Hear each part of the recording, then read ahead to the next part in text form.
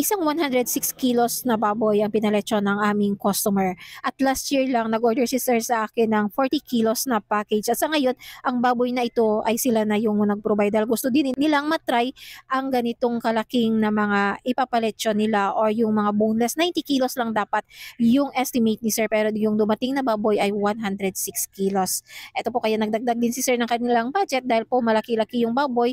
At saka ito po sa amin na po yung lahat provide yung mga uling, yung mga ingredients sa pagpapaluto ng special dinuguan, kami na yung baboy lang po sila. At habang kami nagbo-boneless ay nandito din ang aming customer. Yan, hinahabilin ko po sa kanila na dapat nandito sila habang kami ay nagbo-boneless ng kanilang baboy para makita din nila. At ang video na ito ay naka-filter lang. Sa mga nagtatanong o kung paano kami mag-boneless, ito po sa mga bagong follower ko, ito na po, no? Kapag ganito rin kalaki yung mga baboy, nasa 25 to 30 kilos yung pwedeng makuha ng aming customer. Lahat po yan ay mapupunta sa aming customer, ha. At saka kapag ganito din, no, ay nag-additional charge kami sa labor. Kapag ganito kalaki ay nasa 350 pesos.